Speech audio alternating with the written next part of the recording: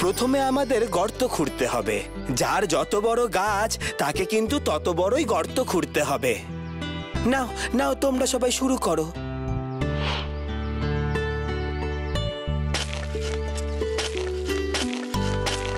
হয়ে গেছে পণ্ডিত মশাই। এরপর?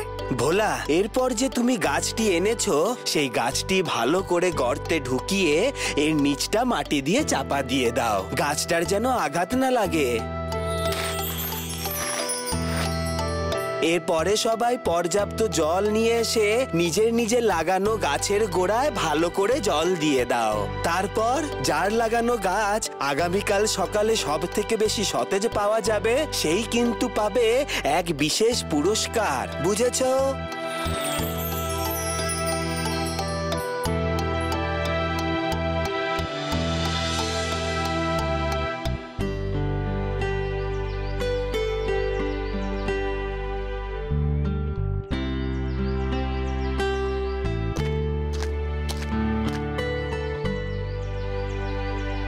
কি দেখছি সবার গাছ তো বেশ সতেজ হয়ে আছে, অথচ দেখো তোমরা নটু আর বিলাসের গাছ দুটো এইরকম হঠাৎ মরে গেল কি করে? হবে না কেন পণ্ডিত মশাই? নটো তো গাছ পোতার সময় বড় গর্তই করেনি, বিলাসও তাই করেছে। সে কি কথা? এই নটো, বিলাস, নন্দী যা যা বলছে সব কি সত্যি বলছে? না না পণ্ডিত মশাই, নন্দী কথাটা জানে। আমি এই 1 হাত সমান গর্ত করে তবে গাছ পুঁতেছিলাম। আসলে আমাদের এই কৈলাসপুরের মাটি একেবারে ভালো না। তা কি করে হবে? সবার গাছ বাঁচলো আর তোমাদের দুজনের গাছ বাঁচলো না। এতে আমাদের কৈলাসপুরের মাটির কি দোষ হলো শুনি? চুপ কর তুই, ভোলার চামচা কোথাকার। তোরাই আমাদের না জানিয়ে সব ভালো ভালো জায়গাগুলো আগে আগে নিয়ে নিয়েছিলি, তাই তো আমাদের এরকম একটা জায়গায় গাছ পুঁততে হলো যার মাটি একদম ভালো না। কেন তুই বারবার গ্রামের মাটির দোষ দিচ্ছিস নটো? সারা গ্রাম আমাদের গাছগাছালিতে যে ভর্তি সেটা কি তুই ভুলে গেলি?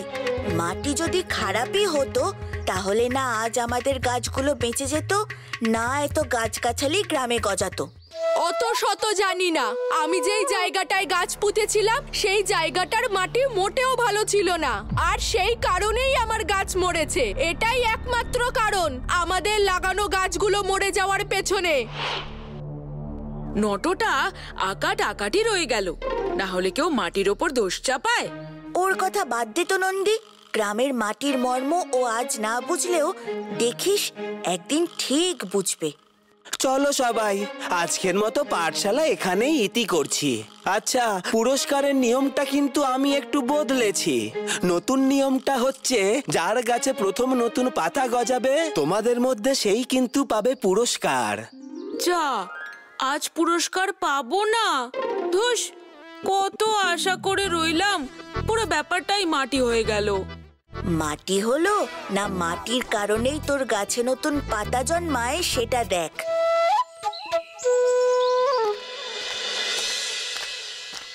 ভোলা দাদা, নন্দী দাদা, চলো আমরা আজ সেই পাহাড় মাঠে গিয়ে খেলবো। হ্যাঁ, এই জায়গাটার পাশেই তো সেই বাতাবি লেবুর বাগানটা আছে। আমার তো এখনই খুব খিদে পেয়েছে।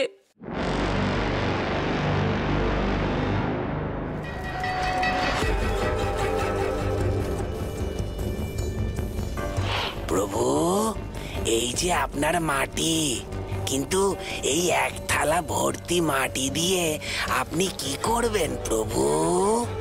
আমি কিছুই করব না, করবেন আমার কংসাবতী দেবী মা। উনি এই মাটিকে নিজের প্রসাদ করে দেবেন। প্রসাদ করবেন? এতদিন তো জানতাম মন্ডা, মিঠাই, ফল মূল রাখা হয় ঠাকুরের সামনে যাতে প্রসাদ হয়, এখন মাটি প্রসাদ হবে? হ্যাঁ রে বেল্লিক, হ্যাঁ, আমার দেবী মা এই মাটিকে এক রাক্ষসে মাটিতে পরিণত করে দেবে। এমন রাক্ষসে হবে সে মাটি যে সব কিছু একেবারে শুষে নেবে, বুঝেছিস? মাটি আবার রাক্ষসে? কে জানে বাবা, চুপ কর মূর্খ। পুজোর সময় অযথা কথা বলা আমি একদম পছন্দ করি না। নমো আধারে কামী কংসাবতী সহায়, নমো আধারে কামী কংসাবতী নমঃ, নমো দেবী আধার কামী কংসাবতী নমঃ। হে দেবী কংসাবতী, তোর রাক্ষসের দৃষ্টি দিয়ে এই গ্রামের এই মাটিকে তুই বিষিয়ে দে মা। মাগো মা, তাকে করে তোল এক রাক্ষসে মাটি। তারপর এই মাটি আমি সারা গ্রামের মাটির সঙ্গে মিশিয়ে দিলেই গোটা গ্রাম ক্রমশ শুষ্ক হয়ে যাবে, যাতে এই মাটির কারণে সারা গ্রাম শুকিয়ে মরে। দে মা, দে দে মা, মা মা দে দে তোর কৃপা দৃষ্টি এই মাটির ওপর দে।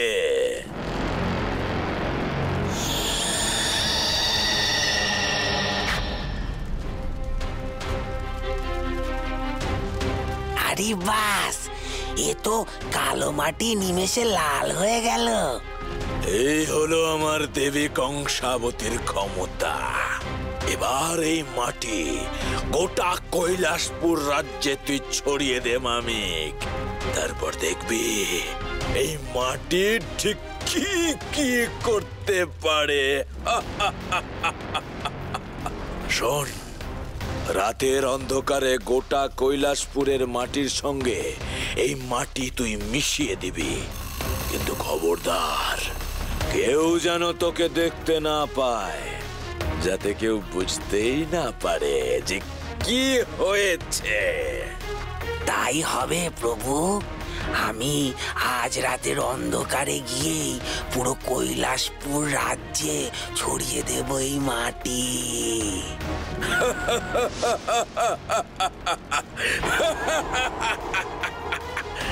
এবার দেখবো আমার দেবী কংসাবতীর কুদৃষ্টির মহাপ্রকোপ থেকে কে বাঁচায় কৈলাসপুরকে।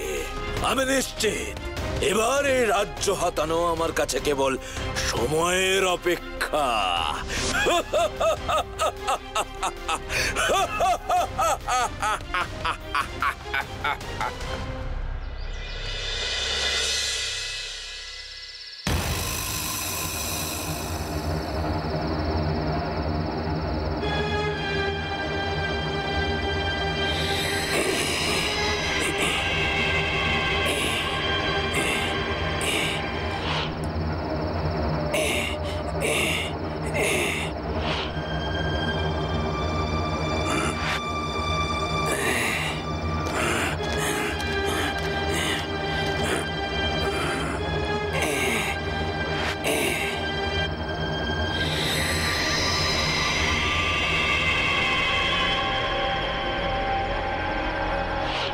এবার মনে হচ্ছে প্রভুর যে এতদিনের ইচ্ছে এই কৈলাসপুর দখল করা, তা পূর্ণ হবেই হবে।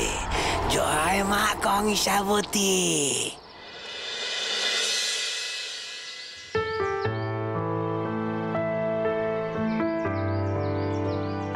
এ কি, এত গাছপালা সব শুকিয়ে গেল কি করে? আর বলিস না ভাই, সকাল থেকে একটুও কোথাও সতেজ ঘাস পেলাম না। গোটা গ্রামটারই দেখছি একই অবস্থা। না আছে লতা পাতা, না আছে একটু ভালো গাছপালা, না আছে কচি কচি মিষ্টি ঘাস। জঙ্গলের দিকে যাওয়ারও সাহস পাচ্ছি না, সবই শুকিয়ে এইভাবে খটখট করছে একদম। কিন্তু এরকমটা হলো কি করে? কাল রাত পর্যন্ত তো এমন অবস্থা ছিল না। হোমা, তুমি এসে গেছো? একটু জল দাও না মা, খুব জল তেষ্টা পেয়েছে। জল? কিন্তু জল তো একটু নেই রে বাবা। সে কি গো, তুমি তো গেলে জল ভরতে, ভরনি জল? জল পেলে তবে তো ভরবো। নদী, পুকুর, পাতকুয়ো সব শুকিয়ে খটখট করছে। আমরা তো ছাড়, জলে যারা থাকে তারাও এতটুকু জল না পেয়ে সব ছটফট করতে করতে মরছে। সে কি, কিন্তু কেন হঠাৎ আমাদের কৈলাসপুরের সবকিছু এইভাবে শুকিয়ে যাচ্ছে কেন? না না, আমাকে জানতেই হবে।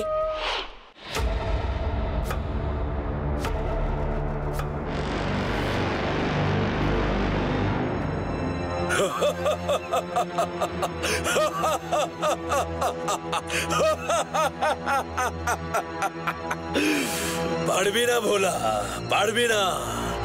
এবার না তুই কারণ জানতে পারবি, না পারবি তার প্রতিকার খুঁজে বার করতে। এইভাবেই তুই আর তোর কৈলাসপুর রাজ্যের গাছগাছালি থেকে সমস্ত মানুষজন সবাই শুকিয়ে মরে যাবি এবারে। এখনই এত লম্ব করবেন না প্রভু, ভোলাকে তো চেনেন, ও যা ধানি লঙ্কা ছেলে। দেখবেন এইবারেও আপনার সমস্ত পরিকল্পনা ও ভেস্তে দিল। চুপ হতভাগা, যখনই মুখ খুলবে তখনই অশুভ কথা বলবে।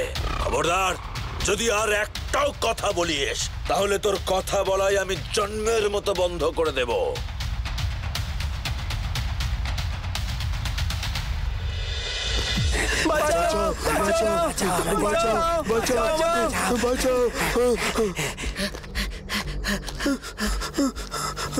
ভোলা, আমাকে বাঁচা! ভোলা রে, উড়ি বাবা, আমাকে বাঁচা! কি হয়েছে নাকি তোর, সেটা তো বলবি। আর বলো না, জল তেষ্টা মেটাতে গিয়ে নন্দী দাদা এক বাটি লঙ্কা গোলা জল খেয়ে ফেলেছে, নিজেদের রান্নাঘর থেকে চুরি করে। উফ, জ্বলে যাচ্ছে রে ভোলা। এই আমি নাক মুলছি, কান মুলছি, আর আমি কোনোদিন খাই খাই করব না। এই খাই খাই বাতিকের জন্যই আজ আমার এই অবস্থা। কিন্তু এখন তোর এই অবস্থা মেটাবার একটাই উপায় নন্দী, যা গিয়ে খানিকটা চিনি খা, দেখবি মিষ্টি লাগবে, ভালো লাগবে। উফ, চিনিটা পাবো কোথায়? এখন যদি বাড়ি গিয়ে সব বলি তাহলে মা আমাকে আস্ত রাখবে না। তুই একটা কিছু কর। আমি কি করব? গোটা গ্রামে কোথাও এতটুকু জল নেই, মাটির নিচও শুকিয়ে গেছে। মাটির উপর থেকে মাটির নিচ তুই দেখলি কি করে? দেখার কি আছে, গাছপালাগুলোকে দেখ, সব শুকিয়ে গেছে এক রাতেই। এর মানে হলো মাটির নিচেও আর জল নেই। কিন্তু আমাদের এই অবস্থা হলো কেন ভোলা দাদা? জানি না রে, তবে যে কারণেই হোক আমাদের এই অবস্থা থেকে রাজ্যটাকে উদ্ধার করতেই হবে। কিন্তু কি করে জানি না। কিন্তু গ্রামের মানুষজনের এই হুড়োহুড়ি, এক ফোঁটা জলের জন্য এই হাহাকার আমি আর সহ্য করতে পারছি না রে। আমি আর সহ্য করতে পারছি না ভোলা, তুই একটা কিছু কর। এবার জল না খেলে আমার গলার নলি ফলি সব জ্বলে জট পাকিয়ে যাবে ভাই। এত অধৈর্য হোস না নন্দী, একটু অপেক্ষা কর। আচ্ছা বকুল, গ্রামের পাতকুয়োর জল তো কখনোই কমে না, সেই পাতকুয়ো কি এখন শুকিয়ে গেছে? হ্যাঁ গো ভোলা দাদা, মা সকালবেলাতেই জল আনতে গিয়ে কিচ্ছু পাইনি। বুঝলাম। এখন তাহলে আর একটাই উপায় আছে, আর তার জন্য আমাদের সবার আগে আমাদের রাজামশাইয়ের কাছে যাওয়া প্রয়োজন। কি উপায় গো ভোলা দাদা? চল রাজামশাইয়ের কাছে যাই, সেখানে গেলেই সব জানতে পারবি। কিছু একটা ব্যবস্থা করুন মহারাজ, নইলে যে হয় আমাদের এখানে জলের অভাবে মরতে হবে, নয়তো এই রাজ্য ছাড়তে হবে। না না, তোমরা এখনই এসব ভেবো না, আমাকে একটু সময় দাও, নিশ্চয়ই কোনো না কোনো উপায়। কোনো উপায় নেই মহারাজ, রাজ্যে যা জলের আকাল, সেই আকাল যে কেন, আদৌ সে আকাল কবে মিটবে তার তো কোনো হদিশই পাচ্ছি না। কিন্তু এইভাবে হাত পা গুটিয়ে বসে থাকলে তো চলবে না, কিছু একটা উপায় তো আমাদের বের করতেই হবে।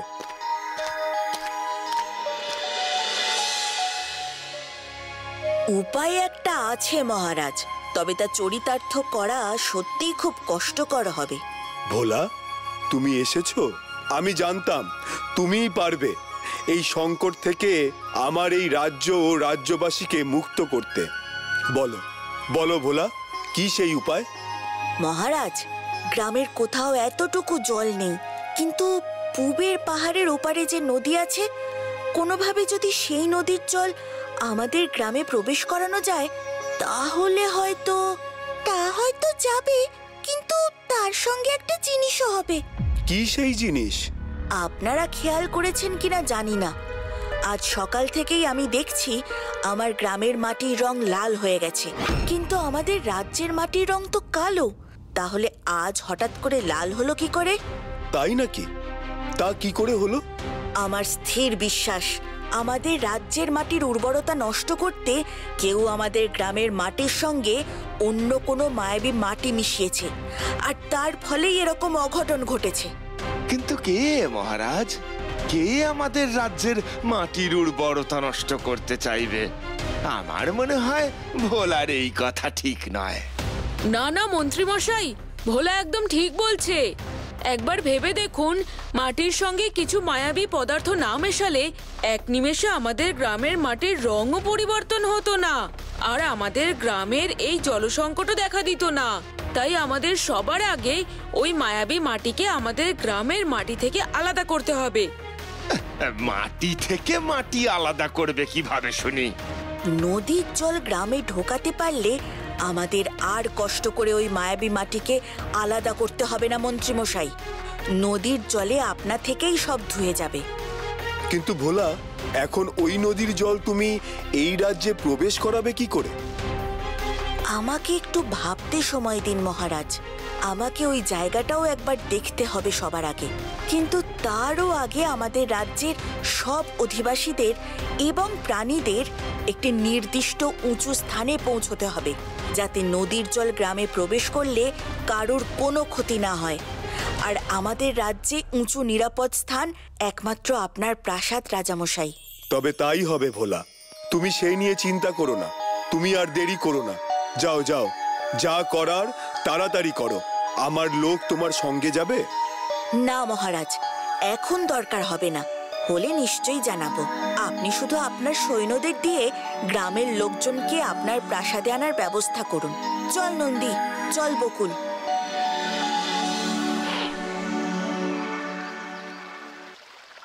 নন্দী, আমাদের যেমন করেই হোক ওই নিচ দিয়ে বয়ে চলা নদীর গতিপথ ঘুরিয়ে আমাদের গ্রামের দিকে করতে হবে। ভাই রে, নদীর গতিপথ ঘোরানো তো আর লাট্টু ঘোরানোর মতো সহজ কাজ নয়। করব কিভাবে? উফ, নন্দী দাদা, নদীর স্রোতের সামনে পাথর ফেললেই তো। না, আমাদের চারদিক দিয়ে চেষ্টা করতে হবে। পাথর ফেলে যেমন নদীর গতিপথ ঘোরাতে হবে, তেমনি পাহাড়ের গায়ে সুড়ঙ্গ কেটেও নদীর জল গ্রামে ঢোকাতে হবে। ওই নদীর গতিপথ ঘোরাতে কত পাথর ফেলতে হবে জানিস? সে তো অনেক সময় লাগবে।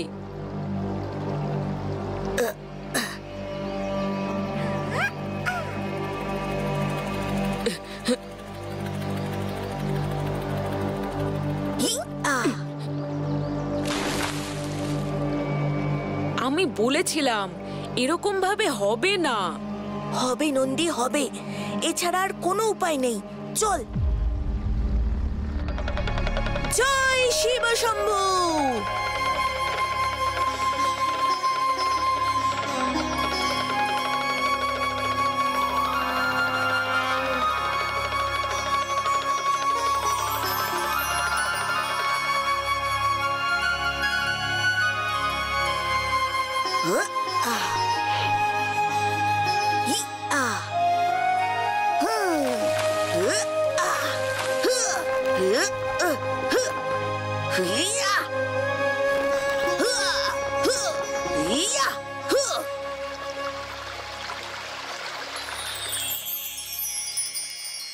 এবার আমাদের বাকি কাজটা করতে হবে।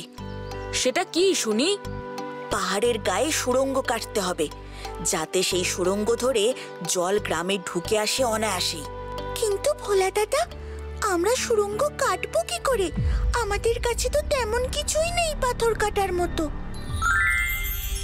কেন আমার হাতের এই ত্রিশূল দিয়ে? বন্ধু, তুমি আবার আমাদের বিপদের সময় চলে এসেছো।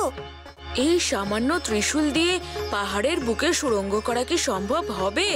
বাবা শিব শম্ভু তোমাদের সঙ্গে থাকলে সব সম্ভব নন্দী।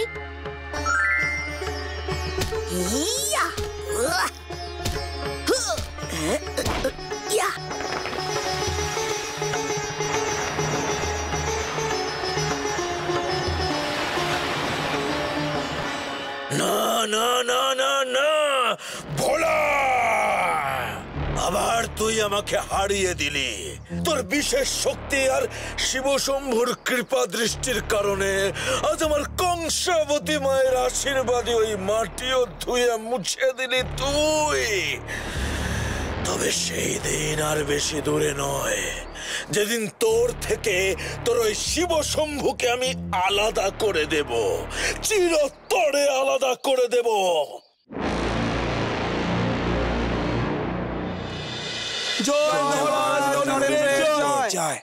আজ আর আমার জয়ধ্বনি তোমরা দিও না। জয়ধ্বনি যদি দিতেই হয় তাহলে চলো আমার সঙ্গে বলো, জয় ভোলার জয়, জয় নন্দীর জয়, জয় বকুলের জয়।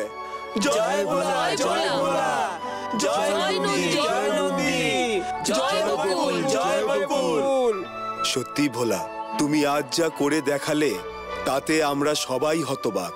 যেমন তোমার মাথার বুদ্ধি তেমন তোমার শক্তি, এই বিপদ থেকে কিছুতেই উদ্ধার হতো না। না মহারাজ, এই তো আমার কর্তব্য ছিল।